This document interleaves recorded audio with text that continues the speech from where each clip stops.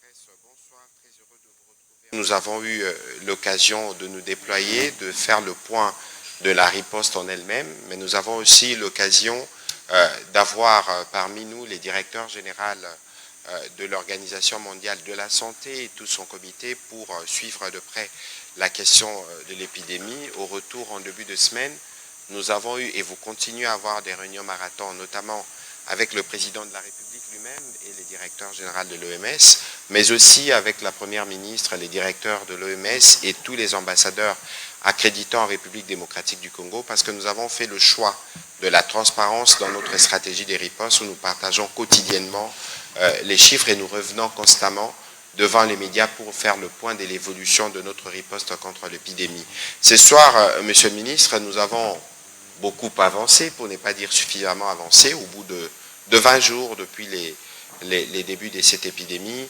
Les matériels sont sur place, aéroport de Bunia ouvert, mais il y a toujours des défis. Et lorsque nous regardons la presse internationale, nous avons les défis de ce qu'on appelle tracing, tracer les cas contacts, mais bien avant, est-ce que vous pouvez nous faire le point de la situation de l'évolution de l'épidémie? C'est jeudi 4 juin, Monsieur le ministre. À vous la parole. Merci beaucoup, merci Excellence. Merci à tous les membres de la presse. Ouais, donc ça nous fait exactement 20 jours aujourd'hui que nous avons déclaré l'épidémie à Ebola Bundibugyo. Tout le monde se souviendra que nous avons donné beaucoup de chiffres qui montaient tous les jours. Nous étions, la dernière fois que j'étais ici, je parlais autour de 1000 cas suspects. Ce qui a beaucoup changé depuis lors, c'est que maintenant nous pouvons vous donner les chiffres exacts des malades d'Ebola, des personnes qui ont développé la maladie.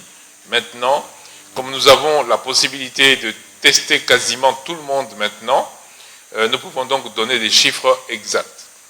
Avant cela, je voudrais encore rendre hommage à tous les prestataires de soins qui ont laissé leur vie dans cette lutte, et rendre hommage à ceux qui sont encore au front et qui sont nombreux et qui continuent à se battre tous les jours pour que cette épidémie puisse s'arrêter.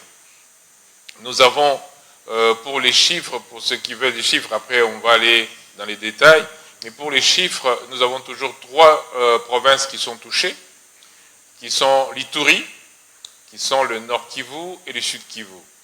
Il n'y a pas de cas d'Ebola ailleurs, je redis ça, parce que parfois des rumeurs courent beaucoup, mais je préfère vous dire qu'il n'y a pas du tout de cas d'Ebola ailleurs. De ces 3 provinces, la province d'Ituri reste celle la plus touchée, avec quasiment 94 à 95% des cas, ils sont tous dans l'Ituri. On a 19 cas dans le nord Kivu et à peu près 3 cas dans le sud Kivu. Alors, en Ituri et donc dans les provinces qui sont touchées, au total, nous sommes à 381 cas cumulés. Cela veut dire depuis le début de la riposte, depuis que nous avons commencé à tester, avant même l'annonce du 15, donc tous les cas que nous avons eus avant qu'on a testé, jusqu'à ce jour d'aujourd'hui, nous sommes à 381 cas, donc nous ne sommes pas à 1000 cas comme on disait, nous ne sommes pas à 900 cas, nous sommes à 381 cas. Sur les 381 cas, nous avons 63 personnes qui sont décédées. Alors ça, ce sont 2 chiffres qui sont importants parce que ça nous donne le taux de décès. Vous vous rappelez que je disais au début que Ebola Bundibugyo tue moins que Ebola Zaïre, qu'on était entre 30 et 50%, alors qu'Ebola Zaïre tue 80%. Eh bien, au jour d'aujourd'hui, on se rend compte que nous sommes à moins de 17% de létalité. Alors c'est important parce que quand on regarde par exemple la province du Nord Kivu, où on a eu 19 cas, 13 décès, on voit que si on prend en charge rapidement les gens, on diminue sensiblement le taux de décès. Et donc c'est très probablement le fait que ces cas-là ont été pris en retard, qu'ils n'ont pas été communiqués, qu'on a eu autant de décès proportionnellement dans le Nord Kivu. Donc, nous sommes à 381 cas d'Ebola confirmés, nous sommes à 63 cas de décès confirmés d'Ebola. Actuellement, dans nos au centre de santé, on est autour de 233 patients qui sont hospitalisés, soit pour être isolés en attendant les tests parce qu'ils sont très